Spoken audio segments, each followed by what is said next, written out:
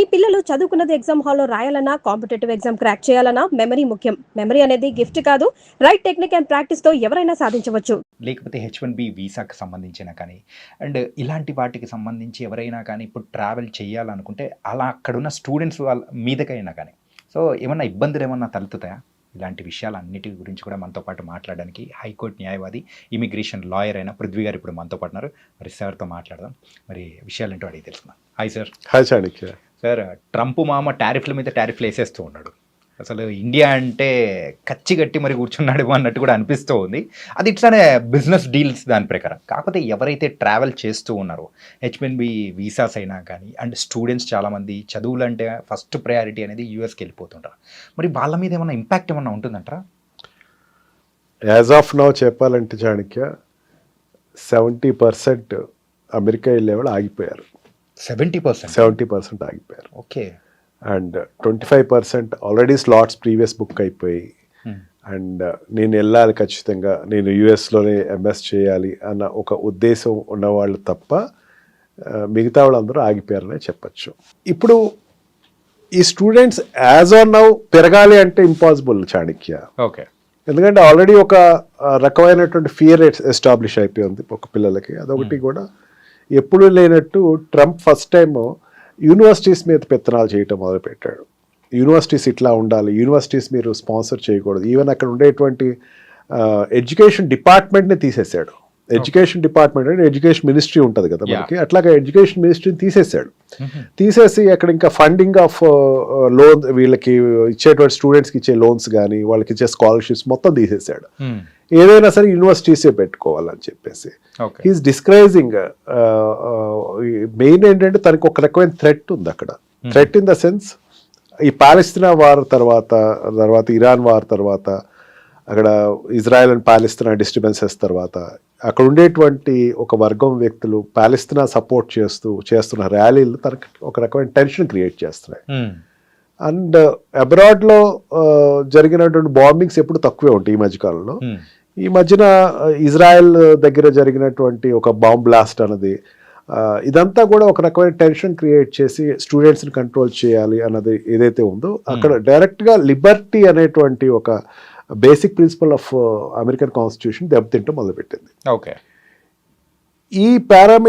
ఈ యాంగిల్స్లో ఏమవుతుందంటే student in going తగ్గారు, అక్కడికి వెళ్ళే వాళ్ళు తగ్గారు. అండ్ ఎప్పుడైతే ఈ ఇన్కమింగ్ స్టూడెంట్స్ తగ్గారో, ఈ ఉన్న స్టూడెంట్స్ భయం మొదలైంది. వాళ్ళు కూడా సోషల్ మీడియాస్ అన్ని మీకు హ్యాండిల్స్ ఇవ్వండి, మీ యొక్క క్రెడెన్షియల్స్ మాకు హ్యాండ్ ఓవర్ చేయండి, మీ సోషల్ మీడియాస్ నేను ఓపెన్ చేస్తాను అంటే, ఏదైనా ఒక వీడియో ఏదైనా వచ్చింది అనుకోండి, పాలస్తీనాకి సంబంధించి సపోర్ట్ చేస్తున్నవాడు ఎవడో ఫ్రెండ్ పెడతాడు అనుకోండి, వాడు చూశాడు అనుకోండి, then he will be doubted అనమాట. అతను డౌట్ పడతారు, స్కానింగ్ లోకి వచ్చేస్తారు. అలా ఆ రకంగా ఒక రకమైన ఇన్సెక్యూరిటీ అనేది అక్కడ వెళ్తున్న స్టూడెంట్స్కి, అక్కడ ఉన్న స్టూడెంట్స్కి డెవలప్ అయింది. But it is not a లాంగిటివ్ ఎండ్ యాజ్ సచ్. అది ఎక్కువ నాళ్ళు ఉంటుంది అయితే ఐ డోంట్ థింక్ సో. ఇంతకన్నా వర్స్ సిచ్యుయేషన్స్ చాలా వచ్చినాయి యూఎస్లో. It is one of the situation where the students must be little brave, and వాళ్ళు వెళ్ళినటువంటి ఎడ్యుకేషన్ అన్నది అక్కడ తర్వాత కంటిన్యూ అవ్వాలంటే దే హ్యావ్ టు. సార్, ప్రీవియస్గా ఉన్న సిచ్యువేషన్స్ వరకు అయితే ఇండియా అండ్ అమెరికా అనేది కూడా ఒక ఫ్రెండ్లీ నేషన్స్గా ఉన్నాయి. కాకపోతే ఇంత హై టెన్షన్స్ అనేది కూడా ఈ మధ్యకాలంలో ఎప్పుడూ చూడలేదు. కానీ స్టూడెంట్స్ వెళ్ళే వాళ్ళ డ్రాప్ కానీ అక్కడున్న కంపెనీస్లో వర్క్ చేస్తున్న ఎవరైతే ఉన్నారో ఎంప్లాయీస్ కానీ, వాళ్ళ మీద కూడా ఈ బర్డన్ పడే అవకాశాలు ఉంటాయని కూడా భయపడుతూ ఉన్నారు. మరి వాళ్ళకి సంబంధించి మీరేం చెప్తారు? చాణక్య, ఒకటి మనం ఆలోచించాల్సింది ఏంటంటే, it is not a communist country or socialistic country. Okay. అక్కడ ప్రైవేట్ కంపెనీస్ని గవర్నమెంట్ కెనాట్ డిక్టేట్ టర్మ్స్, ఇట్లా చేయాలి. ఓకే.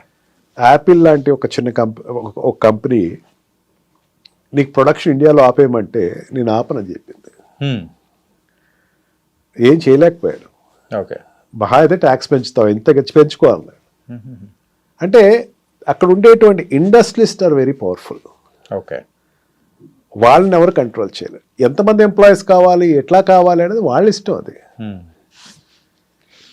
అంటే కంట్రీ సిచ్యుయేషన్స్, కంట్రీ మధ్య ఉండేటువంటి కొన్ని వాట్ కాల్ కామర్స్ సంబంధించిందో లేకపోతే ఈ బిజినెస్ సంబంధించిందో ఉండే రిలేషన్షిప్ వేరు, ఆల్రెడీ వెళ్ళిపోయినటువంటి వాళ్ళు ఆల్రెడీ వెళ్తున్న వాళ్ళ యొక్క సిచ్యువేషన్ వేరు. ఓకే. ఇప్పుడు ఏదైనా ఇండియన్ కాలేజెస్ తీసుకుందాం, ఇప్పుడు ఇంజనీరింగ్ కాలేజ్ లేకపోతే గవర్నమెంట్ కాలేజ్, మెడికల్ కాలేజ్, వాళ్ళు ఎక్కువ దేని మీద ఆధారపడతారంటే ఎన్ఆర్ఐ సీట్లకి అండ్ పేమెంట్ సీట్ల మీద ఆధారపడతారు. మీరు ఎవరైనా ఏ కాలేజ్నైనా అడగండి, ఓపెన్ ట్రూత్ అది. అక్కడ కూడా అంతే, అబ్రాడ్ నుంచి వచ్చే స్టూడెంట్స్ దగ్గర నుంచి డబ్బు డైరెక్ట్గా వస్తుంది వాళ్ళకి. ఓకే.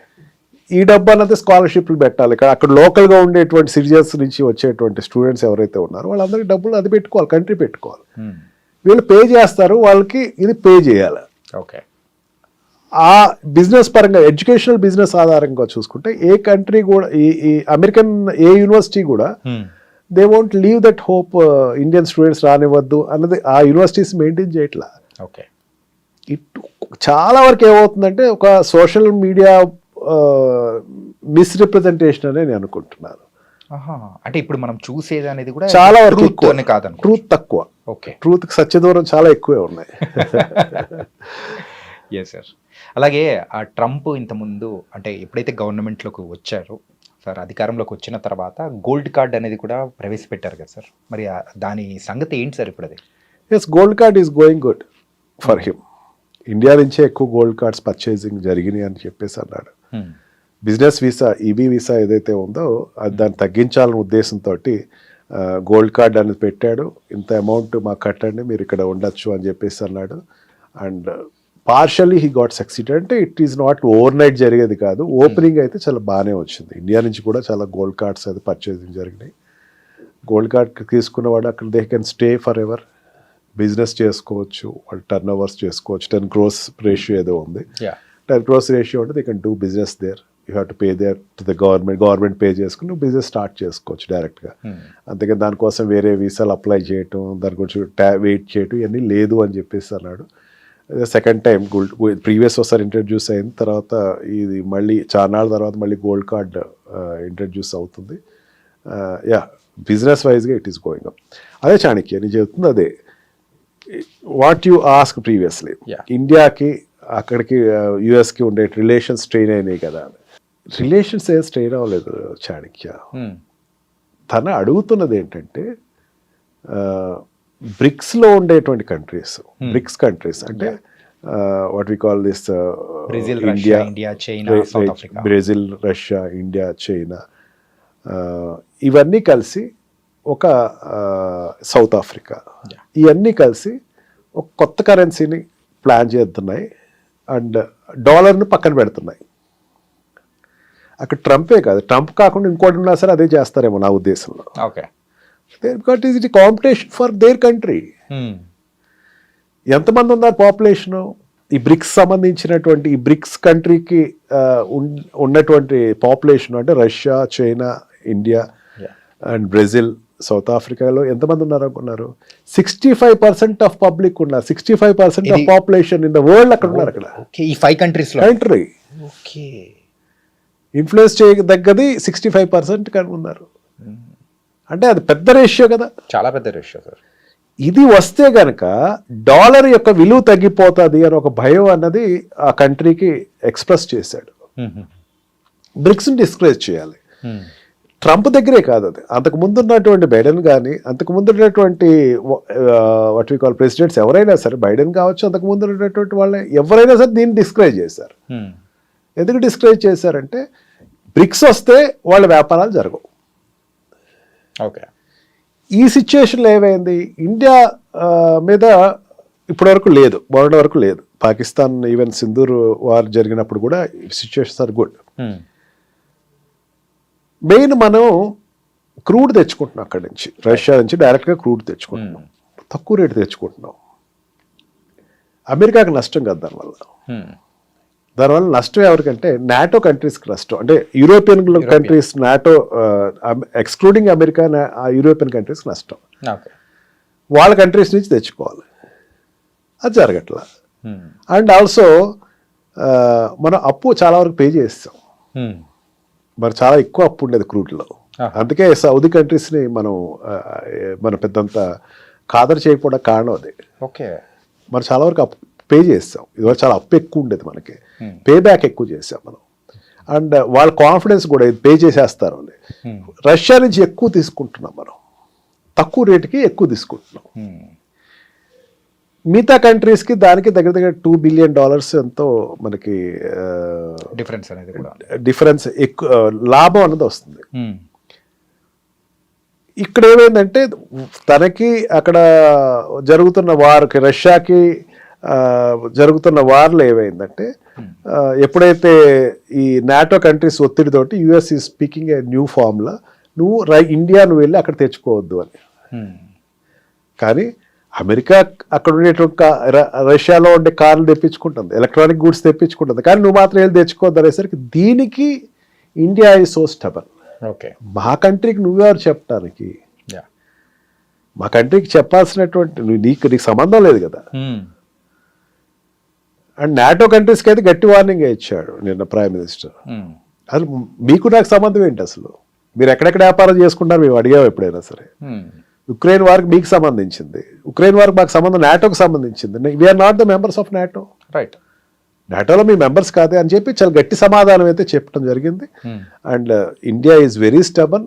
చాలా నాళ్ళ తర్వాత ఇండియా చాలా స్టబన్ నిర్ణయం తీసుకుంది, ఎటు పక్కన వంగకుండా. బికాజ్ మన రష్యాతో ఉండేటువంటి రిలేషన్షిప్ ఎక్కువ. మనం ఈ రోజున 70% what we call aircrafts ఏదైతే ఉన్నాయో, డిఫెన్స్ ఎయిర్ క్రాఫ్ట్, దాని మీద ఆధారపడి ఉన్నాయి. ఇప్పటికీ ఇక్కడ రీసెర్చ్ జరుగుతున్నాయి. They are supporting us. And Russia మన పక్కన ఉంటే చైనా మన కంట్రోల్లో ఉంటుంది, అది మర్చిపోవద్దు మనం.